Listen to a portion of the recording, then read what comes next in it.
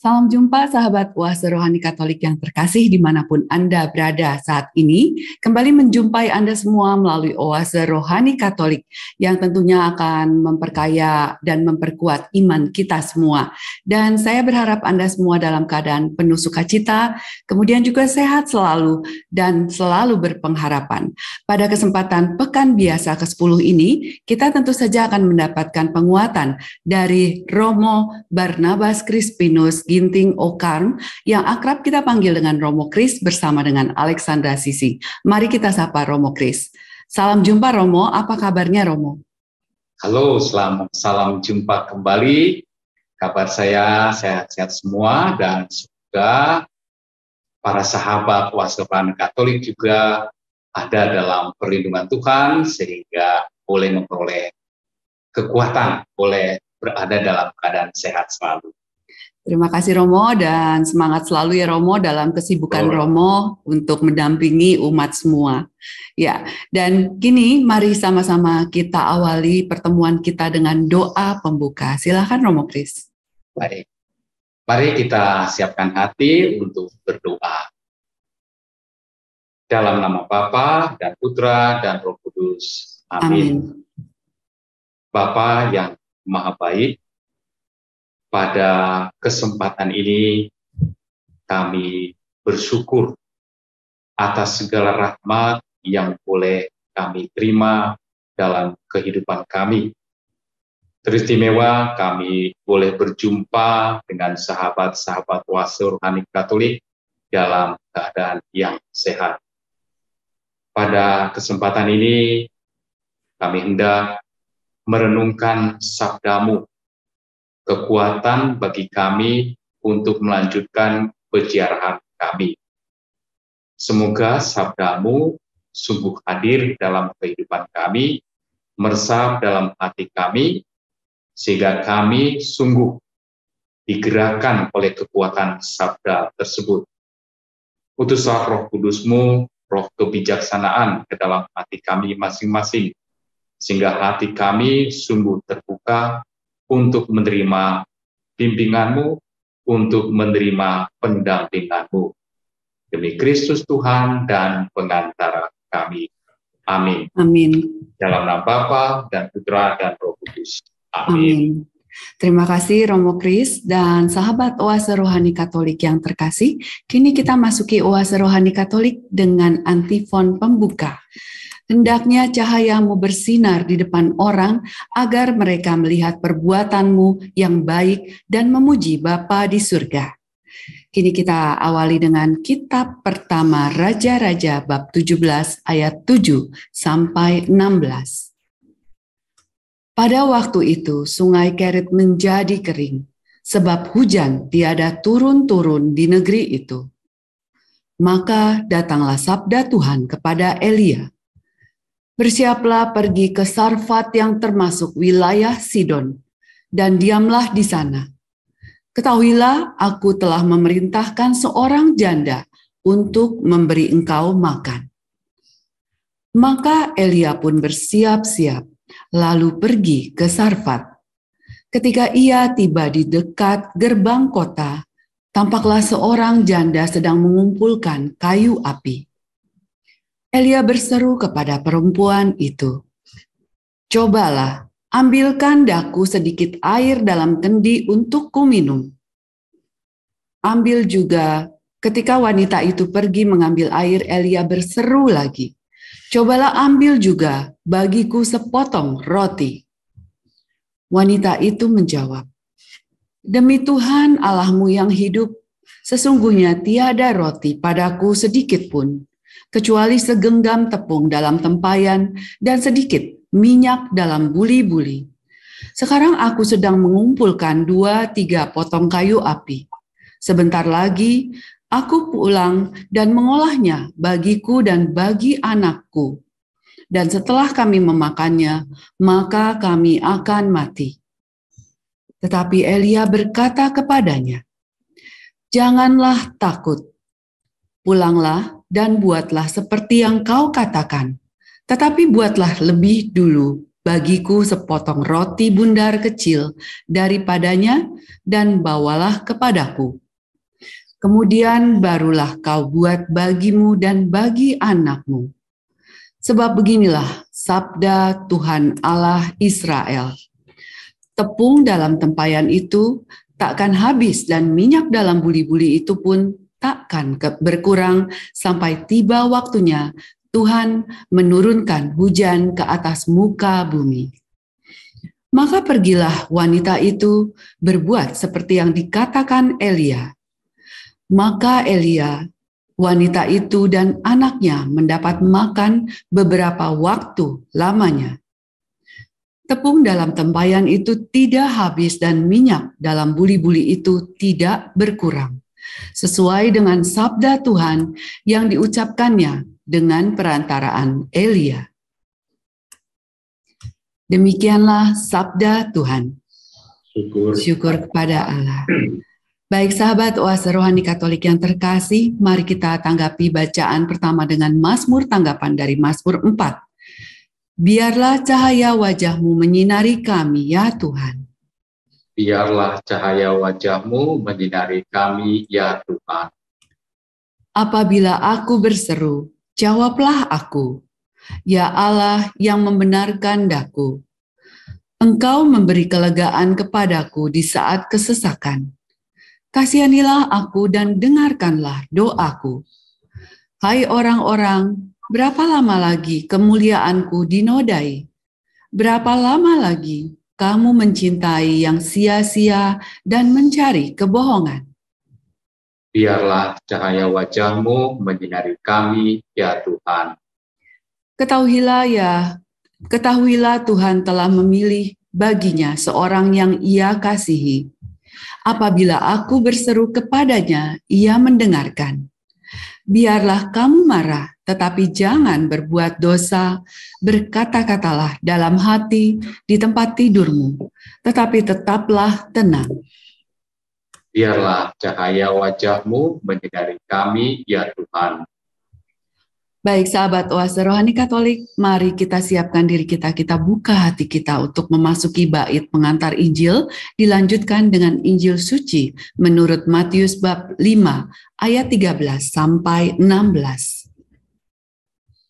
Haleluya, haleluya. Haleluya, haleluya. Hendaknya cahaya-Mu bersinar di depan orang, agar mereka melihat perbuatan-Mu yang baik dan memuji Bapa-Mu di surga. Haleluya, haleluya, haleluya. Tuhan bersamamu. Dan bersama rohmu. Inilah Injil Suci menurut Matius. Dimuliakanlah Tuhan. Dalam khotbah di bukit, Yesus bersabda, "Kalian ini garam dunia. Jika garam itu menjadi tawar, dengan apakah dapat diasinkan? Tiada gunanya lagi selain dibuang dan diinjak-injak orang. Kalian ini cahaya dunia. Kota yang terletak di atas gunung tidak mungkin tersembunyi. Lagi pula orang tidak menyalakan pelita lalu meletakkannya di bawah gantang, melainkan di atas kaki dian, sehingga menerangi semua orang di dalam rumah itu. Demikianlah hendaknya cahaya-Mu bersinar di depan orang, agar mereka melihat perbuatan-Mu yang baik dan memuliakan Bapa-Mu di surga." Demikianlah sabda Tuhan. Terpujilah Kristus. Demikianlah sahabat Oase Rohani Katolik yang terkasih, Injil Suci menurut Matius bab 5 ayat 13 sampai 16. Dan Romo Kris, kini kami semua ingin sekali untuk memperoleh penguatan melalui inspirasi rohani. Tentunya kita awali dulu dengan bacaan pertama ya Romo, dari kitab pertama Raja-Raja. Nah ini apa yang hendak disampaikan Romo? Ya baik, para sahabat semua, sahabat Oase Rohani Katolik. Jadi sebelum kita mencoba mencari apa sih yang bisa kita gali dari bacaan pertama, baik kiranya kalau kita juga mengenal latar belakang dari kitab ini, ya, karena kalau tidak mengerti latar belakangnya tentu kita akan menjadi bingung.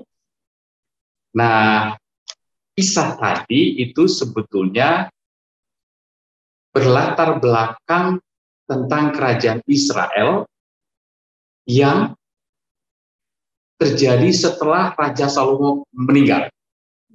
Nah, jadi setelah Raja Salomo meninggal, kerajaan Israel yang tadinya hebat luar biasa itu terpecah menjadi dua bagian. Yang satu di utara, yang satu di selatan. Yang di utara kita namakan Israel, yang di sebelah selatan kita namakan Yehuda. Nah, dua karakter ini rupa-rupanya Nabi Elia yang tadi kita dengarkan itu berada atau latar belakangnya adalah kerajaan di utara, kerajaan Israel. Nah, pada waktu itu raja yang menjadi raja Israel di zaman Nabi Elia itu adalah Ahab. Nah, ini kita harus penting nih tahu kenapa.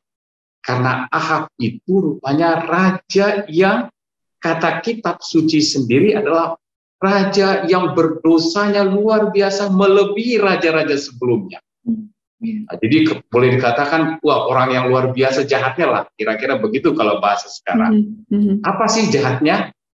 Pertama dikatakan dia lebih jahat dari Yerobeam, raja terdahulu yang sudah dihitung jahat, ini lebih jahat lagi. Apa yang dibuat Yerobeam? Yerobeam itu seorang politikus. Ya, saya bukan menghina politikus ya, tapi dia politikus Yerobeam. Yerobeam itu orang politikus, jadi dia berpikir bagaimana rakyat supaya cinta ke saya. Karena kalau enggak, nanti orang akan pindah ke Yehuda semua. Nah, di Yehuda itu ada Yerusalem, kota yang dimana orang-orang berdoa ke sana. Maka Yerobeam supaya bisa mengangkat rakyatnya atau mencintai dia, dia membuat tempat penyembahan yang baru. Yaitu apa? Di situ di tempat di satu gunung di tempat dibuatlah dua lembu. Patung lembu. Jadi orang-orang bukan menyembah Yahweh lagi, tapi menyembah patung lembu jantan. Nah, bayangkan tuh, supaya orang tertarik pada dia. Setelah itu, yang kedua dikatakan dia juga menikahi Isabel. Ya, Isabel raja orang Sidon. Nah, Isabel ini tentu saja kita tahu dalam tanah Israel, sekitar Israel itu adalah banyak raja-raja, tapi mereka tidak menyembah Yahweh. Jadi ketika ia menikahi Isabel, tentu saja sebagai satu keluarga pasti saling mempengaruhi, bukan? Nah, dia juga dipengaruhi, jadi menyembah Nabi Baal, nabi yang disembah oleh Isabel. Itu dosa yang kedua. Yang ketiga, dia rupanya nggak cukup tuh. Sudah tidak menyembah Yahweh, menyembah Baal, sekarang dia bikin patung lagi yang lain, yaitu patung Asyera, dewa orang Baal. Jadi dibuatlah pemujaan baru. Nah, kita bisa bayangkan seorang pemimpin, seorang raja yang tentu saja pada waktu itu apa yang dikatakan raja adalah suatu titah yang benar, maka bisa dibayangkan semua orang Israel akan mengikuti raja ini. Nah, dalam konteks inilah kemudian Yahweh atau Allah itu mengutus Elia. Nah, apa yang dibuat oleh Elia? Elia mengatakan bahwa tidak akan pernah terjadi hujan lagi. Demikian kata Allah disampaikan kepada Ahab sampai aku mengatakannya. Jadi dalam konteks inilah peristiwa tadi terjadi. Dan Elia adalah dalam bahasa lainnya, bahasa Indonesia artinya begini, Tuhanku adalah Yahweh. Jadi Elia itu orang yang selalu berkobar-kobar untuk membela Yahweh, katakan membela Allah yang benar. Nah ini, ketika terjadi peristiwa itulah Elia datang ke Sarfat yang di Sidon. Nah, di sini menurut saya satu peristiwa yang unik. Kenapa unik? Sidon itu bukan wilayah Israel. Dan kita tahu Sidon itu pasti penyembah-penyembah non-Yahweh. Tapi anehnya, kenapa Elia diutus oleh Allah ke Sidon, ke janda yang Sarfat itu? Apa sih yang mau dikatakan di situ? Mungkin kita juga pernah mendengar bahwa Yesus juga pernah memuji janda ini ketika ia mengajar bahwa ketika Israel dilanda kelaparan, mengapa Elia diutus bukan kepada bangsa Israel tetapi kepada janda di Sarfat. Nah, rupa-rupanya mau dikatakan demikian. Bacaan ini menampar orang-orang yang dalam tanda petik mengagumi ritus keagamaan atau bangga dengan keagamaannya. Orang Israel itu tentu bangga karena dia kan keturunan Abraham, dia namanya umat yang dikasihi Tuhan, ya yang dicintai Tuhan, yang selalu dibela dengan Tuhan. Tetapi kok faktanya mereka tidak percaya. Tetapi janda di Sarfat, kalau kita baca tadi, itu luar biasa. Ia ketemu Nabi Elia yang minta minum, dikasih. Ketika minta lagi roti yang jelas-jelas dia juga akan kehabisan setelah memasak yang pertama kali, dia mengatakan demi Allahmu, maka aku percaya. Dan dia, jadi ini menurut saya adalah suatu tamparan bagi kita semua, bahwa kadang-kadang kita orang yang mengaku beragama itu imannya mungkin tidak sebaik orang-orang yang kelihatannya tidak beragama. Nah, ini saya kira suatu sindiran yang manis ya bagi kita semua ya, bukan hanya katakanlah bagi saya sendiri sebagai imam atau bagi biarawan-biarawati, atau mungkin dalam paroki-paroki adalah bagi aktivis-aktivis ya yang luar biasa. Saya tidak menyalahkan, tapi saya katakan aktivis-aktivis yang luar biasa untuk mengabdi Tuhan lewat aktivitasnya ya. Tetapi ini, apakah imannya itu juga sebesar status keagamaan? Saya kira ini yang menjadi menarik bagi saya, sehingga nah ini tamparan hebat nih bagi saya nih ya, bagi kita semua yang mungkin kadang-kadang kalau lihat, saya seringkali ke lingkungan ya Ibu ya, dan para sahabat semua, itu kadang-kadang ketemu orang-orang yang saya tidak kenal sekali karena tidak pernah ketemu di paroki sebagai aktivis ya. Tapi begitu mendengar ceritanya, bagaimana ia menghadapi keluarganya yang sakit, bagaimana ia menghadapi problema anaknya, dia hanya mengatakan, doa Romo, hanya doa, saya percaya mengurusnya. Remnya apa? Pengetahuannya apa? Pendekatannya bagaimana dan sebagainya. Ini saya kira tamparan yang cukup keras bagi kita, bagaimana sebetulnya pilihan kita, mau mengandalkan Yahweh atau mengandalkan iman kita. Saya kira itu posisi yang bisa saya berikan di sini. Baik Romo, ini menarik sekali karena juga ya itu sebagai pengingatan begitu ya Romo, bahwa ya di masa-masa sekarang ini bagi kita semua harus ya istilahnya mengingat bahwa tampilan luar itu ya itu harus diiringi dengan iman yang itu yang lebih-lebih lagi, yang lebih penting begitu ya Romo ya. Betul ya Bro. Ya. Dan memang banyak juga orang yang tidak muncul di permukaan begitu, namun imannya itu sangat kuat dan juga sangat setia begitu ya Romo. Ya ini menarik karena juga kita dihadapkan dengan kesibukan yang luar biasa Romo, apalagi ya tantangan hidup ya Romo. Di masa-masa sekarang ini kan semakin kelihatannya semakin tinggi begitu tantangan-tantangan yang dihadapi oleh kita semua, oleh kami. Nah, walaupun di tengah pergulatan hidup, tapi ya itu jangan saya melihat atau menyimpulkan apa yang disampaikan Romo, bahwa kita harus tetap berteguh pada Tuhan melalui iman kita. Dan ini bagaimana Romo kelanjutannya supaya kita bisa memegang teguh iman walaupun di tengah-tengah kita juga melakukan aktivitas, mungkin harus bekerja, harus mengurus keluarga, harus juga ya itu menyeimbangkan hidup dengan melayani juga yang lain. Nah, ini apa nih Romo yang harus kita lakukan?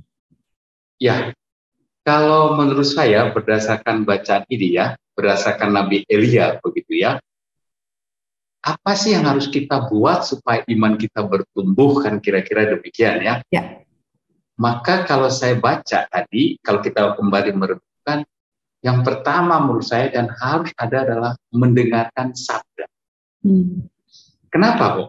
Karena lucu sekali dalam bacaan kitab suci yang pertama tadi. Allah berfirman, katanya, aku telah memerintahkan janda di Sarfat, ya kan, untuk memberi kamu makanan.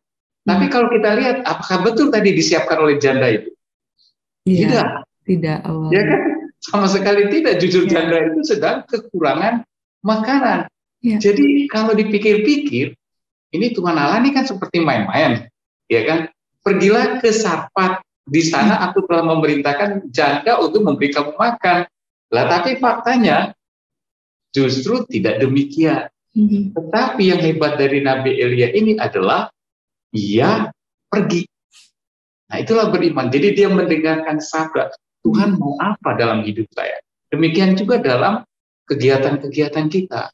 Aktivitas itu banyak ya, ibu-ibu ya, bapak, saudara-saudara semua, sahabat rohani Katolik, aktivitas itu banyak. Tapi apakah aktivitas itu sungguh menjadi jalan Tuhan atau enggak? Nah itu yang penting, bukan? Ya. Ya program bisa banyak, tapi apakah itu sesuai?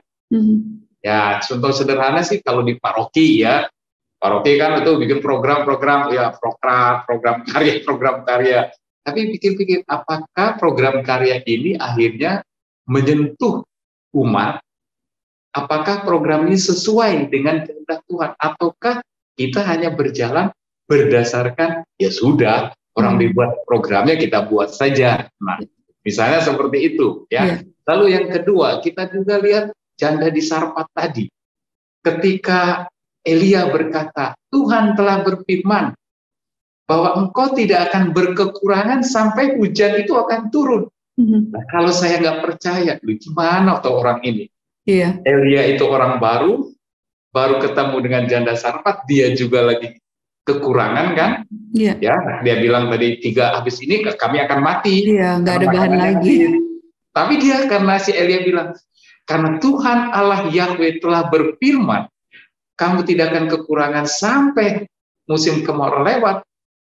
Dia kok langsung percaya. Nah, jadi kalau menurut saya, apa yang harus kita buat supaya iman kita tetap terjaga? Setialah pada firman. Nah, bagaimana setia pada firman? Itu kan persoalannya. Iya. Ya, tentu saja ini harus usaha manusiawi, ya nggak mungkin ya. Bu Siti misalnya atau saya meditasi di depan tabernakel gitu ya, sakramen Maha Kudus 3 jam lalu menunggu ilham dari Allah, itu nggak mungkin ya. Tetapi tentu saja kita baca. Yang pertama baca. Baca sabda, mau 1 kalimat kek, mau banyak kalimat kek, baca. Nah kalau sudah dibaca lalu dikunyah-kunyah, dalam bahasa Karmel itu dikunyah-kunyah, dalam bahasa Lexio Divina itu dikunyah-kunyah ini bisa di depan sakramen Maha Kudus, bisa bahkan dalam kegiatan aktivitas kita. Ya misalnya ampunilah saudaramu misalnya ya, atau berdoalah bagi musuh-musuhmu. Gimana itu berdoa? Tapi terus direnungkan sambil bekerja, sampai kita menemukan oh itu toh maksud Tuhan Allah. Nah, kira-kira demikian. Nah, ini tentu sekali lagi tidak mudah. Kenapa? Karena otak kita punya kapasitas terbatas ya. Begitu kita melakukan kegiatan lain, ini lupa deh. Betul. Ya kan? Ketika minum kopi dengan teman, lupa nih sabda tadi kan gitu ya. Ya, maka saya pikir bagaimana nih mengatasi jalannya? Ya, kalau menurut saya sih siapkan waktunya saja. Baca dan siapkan waktu. Paling enggak kita tahu dalam menyiapkan ya 5 atau 10 menit untuk membaca 1 kalimat dari sabda Tuhan. Lalu saya yakin kalau itu sudah dibaca dengan baik, dia akan berbicara sendiri dalam hati kita. Nah, itulah menurut saya yang bisa kita lakukan bagaimana kita mempertahankan iman kita. Ini juga berguna kalau misalnya kalau bacaan itu sudah terus kita renungkan, itu biasanya muncul sendirinya ketika kita beraktivitas. Itu biasanya, ini loh sabdanya, gitu bisa keluar. Kira-kira demikian Bu Sisi. Mungkin menurut dengan tuntunan Roh Kudus begitu ya. Jadi terbuka saat kita merenungkan itu sambil beraktivitas pun mungkin memberikan ide-ide seperti ini seperti itu begitu ya Romo. Betul. Jadi keterbukaan benar Ibu ya. Keterbukaan itu pasti harus harus. Dan betul Roh Kudus itu kan yang menciptakan sabda itu sendiri ya. Jadi tentu saja sabda hanya bisa dijelaskan oleh sabda itu sendiri dan Roh Kudus lah yang membuat sabda itu. Maka kita harus tetap minta tuntunan Roh Kudus. Ya, dan yang pasti walaupun sesibuk apapun itu harus diperjuangkan begitu ya Romo untuk Betul. mengambil waktu sejenak begitu ya Ya, Romo. Ya, ya, itu makanya kalau imannya mau berkembang gitu ya Romo. ya, jadi memang harus apa namanya menyiapkan waktu. Terserah mau diambil kapanpun, tapi siapkan waktu. Mau Ya. pagi hari, mungkin mau sore hari, terserah mana waktu yang kira-kira paling tepat bagi kita ya. Mungkin Bu Sisi atau rekan-rekan sahabat semua pernah dengar ceritanya Ahok itu ya. Bagaimana Ahok dia tiap pagi bangun, nah kita harusnya malu tuh. Ahok tiap pagi bangun hanya untuk membaca kitab suci. Jadi dia menyiapkan waktu khusus untuk mendengarkan sabda. Nah, jadi jangan nanti aja apalagi nanti sambil terusin dulu tidur. Di kereta api lihat HP gitu kan. Nah, itu baik juga sih ya daripada nggak sama sekali. Iya, baik. Begitu. Jadi memang perlu motivasi dan perjuangan gitu ya Romo ya. Betul, ya. Untuk bisa bagaimana kita mengambil waktu sejenak untuk bisa juga menggali apa dari sabda firman yang akan tentunya ya memberikan penguatan dan tadi mendekatkan kita kepada Tuhan begitu ya Romo. Ya, betul. Baik Romo.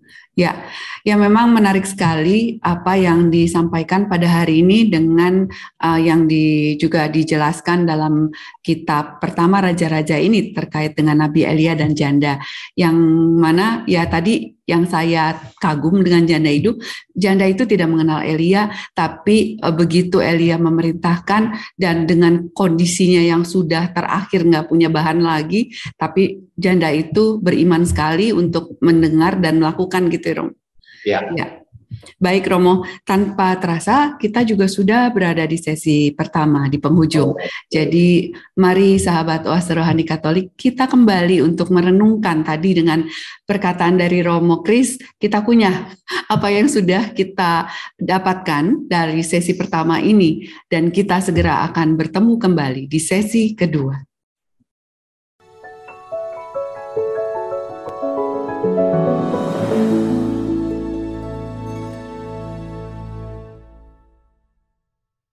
Kembali kita berjumpa di Oase Rohani Katolik untuk sesi kedua dalam Pekan Biasa ke-10 dan masih bersama dengan Romo Barnabas Crispinus Ginting Okarm beserta dengan Alexandra Sisi. Bagi sahabat Oase Rohani Katolik yang baru saja bergabung, kita sudah menyelesaikan atau mendapatkan penguatan inspirasi rohani dari sesi pertama terkait dengan bacaan dari kitab pertama Raja-Raja. Dan bagi Anda yang ingin sekali untuk menyampaikan pertanyaan ataupun kritik dan saran, Anda bisa sampaikan melalui email ke ork.kaj2021@gmail.com atau Anda juga bisa mengirimkan melalui SMS ataupun WhatsApp ke 0881 0251 33438. Dan mari sahabat Oase Rohani Katolik, bagi Anda mungkin yang baru saja berkesempatan bergabung di sesi kedua ini, kita bisa peroleh kesimpulan singkat dari sesi pertama. Silakan Romo Kris. Baik, jadi bisa kita katakan bahwa dalam bacaan pertama itu kita diajak untuk hidup dalam iman, ya, dalam situasi sulit apapun. Janda di Sarfat mengalami kesulitan yang besar karena sebentar lagi ia kehabisan makanan. Tapi berkat iman yang diwartakan Nabi Elia, ia percaya pada perkataan Nabi Elia dan akhirnya ia melakukannya. Dan hidupnya diselamatkan. Ia dan anak-anaknya bisa melampaui masa kemarau panjang tanpa kekurangan apa-apa. Jadi intinya adalah beriman itu memang sungguh menyegarkan, menguatkan. Kira-kira demikian, Bu Sisi. Baik Romo Kris, terima kasih dan ini sungguh amat sangat menguatkan karena tadi ya dengan beriman itu ya kita percaya dan juga segalanya nanti diberikan yang terbaik oleh Tuhan walaupun kita harus berusaha begitu ya Romo. Ya, betul ya. Baik, nah sekarang ini Romo kita akan memasuki juga tentang inspirasi rohani dari bacaan Injil dan yang menarik adalah bacaan Injil ini kelihatan singkat namun padat. Nah ini apa yang hendak disampaikan dari Injil Suci Matius bab 5 ini Romo? Baik, saya sebetulnya senang sekali ya dengan bacaan ini. Ya. Kenapa? Karena itu menunjuk sebetulnya, menunjukkan identitas. Kenapa kok penting identitas itu? Ya karena identitas menunjukkan siapa kita. Misalnya saya, identitasnya Barnabas Crispinus Ginting. Apa itu dari situ? Okarem. Oh, Okarem itu identitasnya apa sih? Kan begitu. Oh, Okarem adalah biarawan, biarawati, imam yang menghayati spiritualitas kekarmelitan dengan Nabi Elia, katakanlah, sebagai patronnya, ya, sebagai orang yang patut diteladani. Nah, itu kan identitas saya. Mungkin identitas SPD akan lain, identitas Projo akan lain. Maka ini identitas. Jadi bacaan Injil itu menunjukkan identitas saya, identitas kita. Apa yang dikatakan oleh Yesus? Identitas kita. Kamu adalah cahaya. Kamu adalah garam. Nah, ini kan tentu luar biasa. Nah, kalau saya dibilang garam, kalau saya dibilang cahaya, lalu kita akan diajak berpikir, bukan? Garam itu kayak apa? Cahaya itu kayak apa? Ya beda kalau Yesus bilang kamu adalah misalnya onde-onde, ya tentu kan beda lagi, ya kan? Tapi karena dibilang kamu adalah garam, kamu adalah cahaya, kita diajak merefleksi. Apa sih garam itu? Apa sih cahaya itu? Nah, disitulah menjadi sesuatu yang luar biasa, menggugah kesadaran saya tentang status saya sebagai garam dan cahaya. Dan kita juga tahu, kalau akhirnya kita merenungkan betapa luar biasanya garam itu. Ya, garam itu dengan keasinannya, ya dengan keasinannya itu kan dia dulu sebagai obat, lalu dipakai juga sebagai pengawet, lalu dipakai untuk penyedap makanan. Nah, jadi itu fungsi garam. Jadi Yesus menyebut kamu adalah garam itu bukan main-main, ya, bukan asal sebut, tapi diajak lihat tuh, kamu itu kalau melihat garam apa sih yang kamu lihat? Dia bisa menjadi pengawet. Artinya apa? Ia menjadi penjaga agar sesuatu tidak menjadi lebih cepat busuk. Maka kalau kamu menjadi garam, berarti kamu apa? Menjaga sahabat-sahabatmu, iman sahabat-sahabatmu. Katakanlah demikian, ya. Menjaga iman sahabat-sahabatmu menjadi tetap awet, tetap kuat, dan sebagainya. Ya, misalnya. Lalu, dikatakan lagi, garam itu pemberi rasa. Nah, kalau rasa ini kan jelas ya, makanan tanpa garam nggak ada apa-apanya. Iya. Makanya kalau dikatakan, kalau mau garam, ya kamu harus memberi warna lain pada dunia. Kalau kamu kerja di kantor, kamu harus menjadi pemberi warna pada kantor itu. Kalau kamu kerja menjadi driver, supir, ya kamu harus menjadi pemberi warna bagi penumpang-penumpangmu. Kalau kamu menjadi ibu, ya jadilah pemberi rasa yang luar biasa bagi anak-anak, bagi suami, bagi mungkin pembantu rumah tangga atau asisten rumah tangga, tetangga-tetangga, dan lain sebagainya. Nah, ini yang menurut saya luar biasa, membawa saya untuk menemukan, oh saya itu garam ya, identitas saya. Demikian dengan cahaya. Ya, kita tahu sendiri kalau nggak ada cahaya, dunia juga mati. Ya kan? Cahaya matahari itu kan membuat hidup semuanya. Maka kalau kamu menjadi cahaya, berarti saya harus memberi hidup kepada orang banyak. Ya, memberi sesuatu yang mengarahkan orang banyak. Memberi sesuatu kepada orang lain supaya ini jalan yang boleh kamu lalui, ini jalan yang harus kamu tempuh, dan lain sebagainya. Itu yang pertama, Bu Sisi, ya. Jadi satu, kamu ingat identitas. Yang kedua, menurut saya di sini jelaskan juga, identitas itu tidak boleh disembunyikan. Nah, dikatakan kan di situ tidak ada orang yang menyimpan kaki Dian itu menyimpan Dian itu di bawah gantang, itu artinya disembunyikan, ya. Mati itu lampunya, ya, kalau menurut saya, ya. Kalau kita dalam pengalaman sehari, lampu Dian ditaruh di gantang, lama-lama mati. Tapi kata Tuhan, taruh di kaki Dian supaya orang tahu.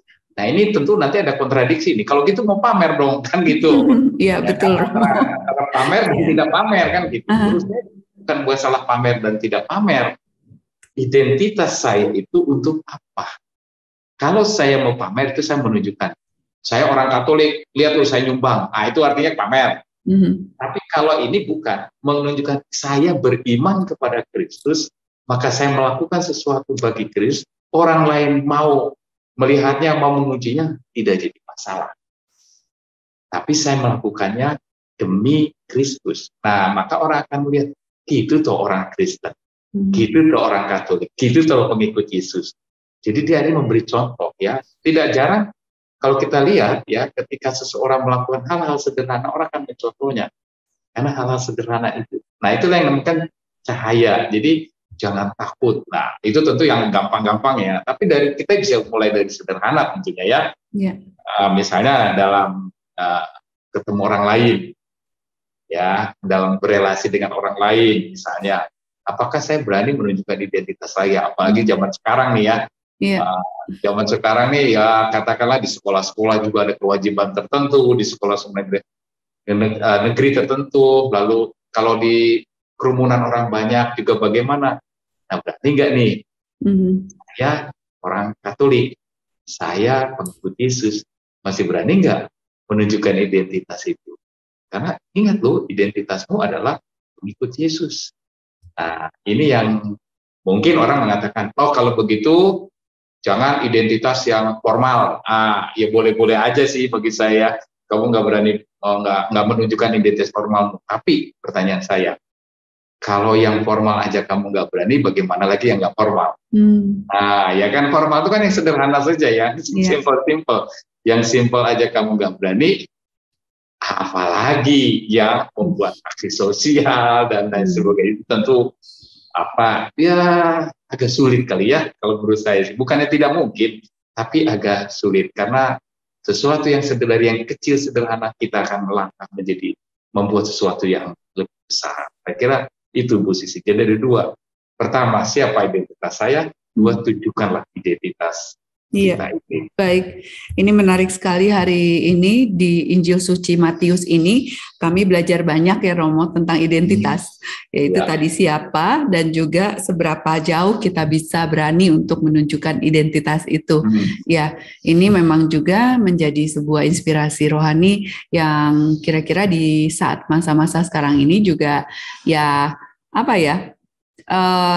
gampang-gampang susah begitu Romo, karena sekarang ini kan banyak nih kalau milenial sekarang senang-senang untuk menunjukkan identitas, itu kan banyak budaya flexing ya Romo sekarang ini. Betul. Nah ini sama yang dimaksudkan tentunya bedanya jauh gitu. Beda, betul. Ya, nah ini juga yang perlu juga pemahaman lebih jauh lagi Romo, bagaimana tadi soal flexing itu kan ya mungkin itu sisi lain yang mungkin membawa dampaknya negatif gitu kali ya. Nah ini gimana menurut Romo? Bagaimana Romo? Pesan Romo terkait dengan masalah identitas yang sekarang ini banyak orang justru menunjukkan identitas lewat media sosial begitu.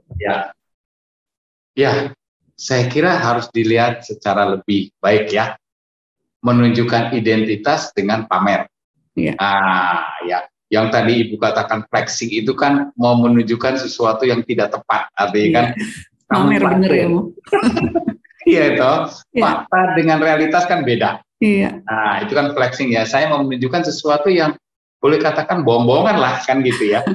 Ya kan kalau flexing itu kan begitu. Jadi mau meningkatkan kualitas saya dengan sesuatu yang tidak tepat. Iya. Ya, dengan pembohongan publik dan sebagainya, apalagi di media sosial. Tapi kalau ini tidak, ya. Ini tidak, saya pengikut Kristus. Apa ajaran Kristus? Tunjukkan ajaran itu. Ya, saya beriman kepada Yesus, maka saya tunjukkan iman saya itu. Lewat apa? Ya lewat identitas yang umum. Misalnya, saya pengikut Yesus. Sebagai orang Katolik, identitasnya apa? Saya dengan yakin membuat tanda salib, bahwa dengan salib itu saya diselamatkan. Maka saya bukan pamer, tapi memang sungguh dalam iman saya percaya tanda salib ini menyelamatkan saya. Nah kalau nanti bedanya di mana nih? Ya bisa aja sih. Setiap mau doa dalam nama Bapa Putra dan Amin misalnya. Aku udah doa loh kan gitu ya kalau flexing misalnya ya. Aku udah doa loh kan. Nah tetapi bedanya di mana? Pemaknaan doanya. Kalau orang yang betul-betul karena identitasnya mengimani tanda salib tadi, maka hidupnya setelah itu akan dipimpin, akan didampingi, dan akan mengingat kekuatan salib. Tapi kalau yang hanya sekedar di medsos, aku udah berdoa loh ya, habis itu tutup medsos, hidupnya lain. Nah itu bedanya. Jadi memang secara medsos mungkin tidak beda. secara media, di media sosial mungkin tidak beda. Antara orang yang sungguh menunjukkan identitas kekristenannya dengan orang yang pura-pura menunjukkan identitas kekristenannya. Mungkin sekali kalau dalam media sosial sangat tidak terlihat.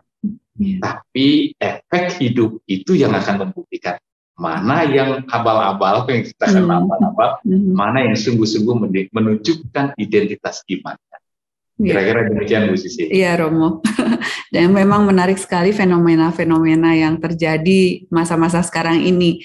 Namun ya tadi tetap berpegang teguh pada siapa dan juga bagaimana kita berani untuk menunjukkan identitas yang benar begitu ya Romo ya.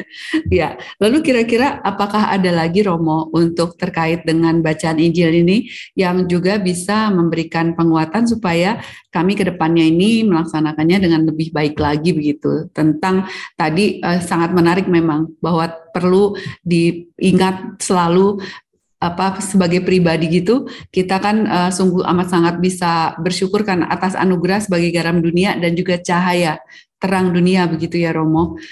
Iya.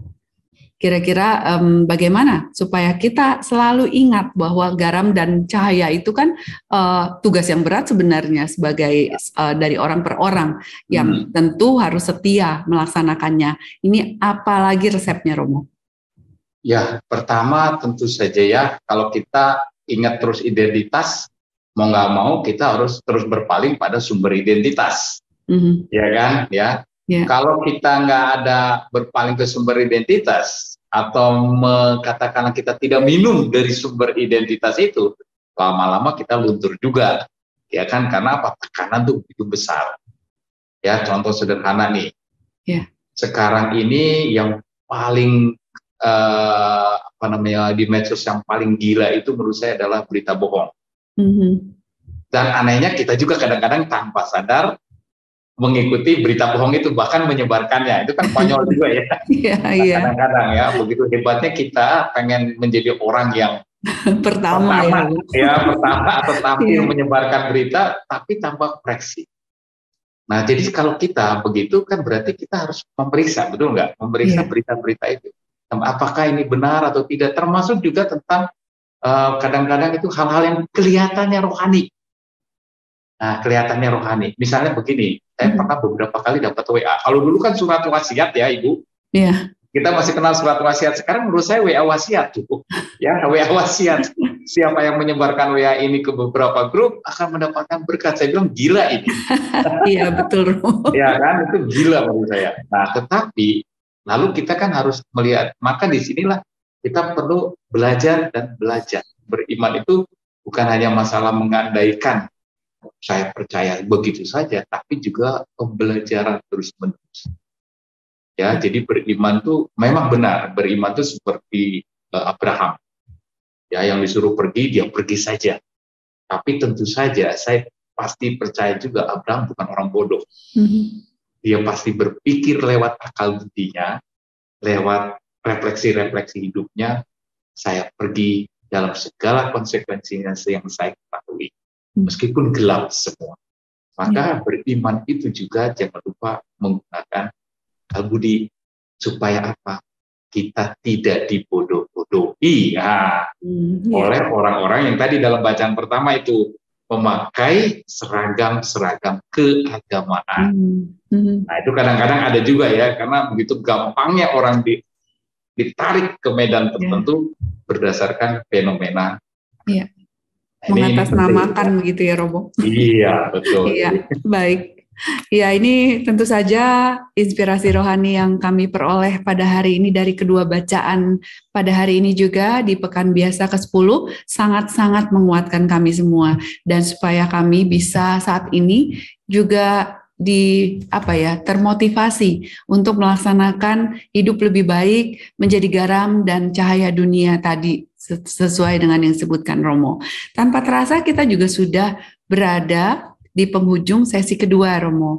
Nah, untuk itu sebelum kita akhiri perjumpaan, kiranya Romo bisa memberikan pesan bagi kami semua pada hari ini di Pekan Biasa ke-10. Ya, baik. Para sahabat Rohani Katolik semua, berdasarkan bacaan bacaan pertama dari kitab Raja-Raja maupun dari bacaan Injil, pesan saya sama. Mari tunjukkan siapa kita.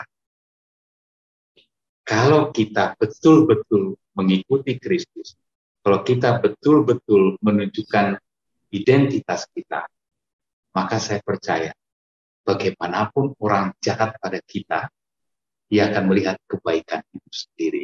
Mungkin orang tidak akan menjadi baik kepada kita, tapi minimal mereka tahu ada kebaikan. Nah, itu yang penting. Meski mereka tidak percaya Kristus, tapi mereka tahu ada kebaikan di sana. Itu yang bagi saya amat penting. Berbuatlah sesuatu dalam nama Kristus, maka orang akan lihat ada yang baik di sana, ada yang benar. Ini menurut saya yang patut kita bawa kemana-mana. Baik Romo, ya agar semua bisa membawa kebaikan bagi semua dengan iman kita dan menunjukkan siapa kita apa atas dasar kasih Allah dan juga bagaimana motivasi yang baik untuk bisa tetap tegar menghadapi segala kesulitan yang ada sekarang ini. Terima kasih banyak ya Romo dan juga terima kasih dan terima kasih juga atas partisipasi dari sahabat Oase Rohani Katolik untuk perjumpaan kita di Pekan Biasa ke-10 melalui Oase Rohani Katolik dan kita akan berjumpa lagi di lain kesempatan. Dan Romo Barnabas Crispinus Ginting Okarem beserta dengan Alexandra Sisi mengucapkan terima kasih dan mohon pamit undur. Dan saat ini mari kita bersama-sama siapkan diri untuk berdoa penutup dan memohon berkat. Baik. Mari kita tutup pertemuan kita dengan doa. Dalam nama Bapa, Putra, dan Roh Kudus. Amin. Bapa yang sungguh amat baik, Engkau telah memberi kami waktu di mana kami diizinkan untuk mencoba merenungkan sabda-Mu, merenungkan kehadiran-Mu dalam kitab suci. Banyak hal yang boleh kami terima dari sabda-Mu. Teristimewa, kami disadarkan untuk menghidupi iman kami, untuk lebih lagi mengenal identitas kami sebagai murid-murid Tuhan. Kami Kau beri identitas sebagai cahaya dan sebagai garam. Maka berilah kami kekuatan untuk menunjukkan identitas itu, sehingga dengan melakukan apa yang kami percaya lewat sabda-Mu, Engkau semakin dimuliakan. Dan orang-orang yang hidup di sekitar kami pun boleh Kau perkenankan untuk mengenal jalan-jalan dengan lebih baik. Kuatkanlah kami bila identitas kami ini membawa sesuatu yang menyedihkan atau yang membuat kami menderita. Biarlah kekuatan tangan-Mu sendiri yang meneguhkan kami, sehingga kami tetap berani untuk mengungkapkan identitas kami dalam situasi apapun, teristimewa dalam situasi-situasi yang tidak menyenangkan. Semoga dengan demikian, kami pun semakin hari semakin mengenal kekuasaan-Mu, kekuatan-Mu dalam hidup kami, demi Kristus Tuhan dan pengantara kami. Amin. Tuhan bersamamu dan bersama roh-Mu. Semoga saudara sekalian diberkati oleh Yang Maha Kuasa, Bapa, Putra, dan Roh Kudus. Amin. Amin. Terima kasih Romo Terima kasih. Dan sahabat Oase Rohani Katolik yang terkasih. Selamat beraktivitas dengan penuh kasih dan salam sehat selalu. Tetap laksanakan protokol kesehatan secara ketat. Tuhan memberkati.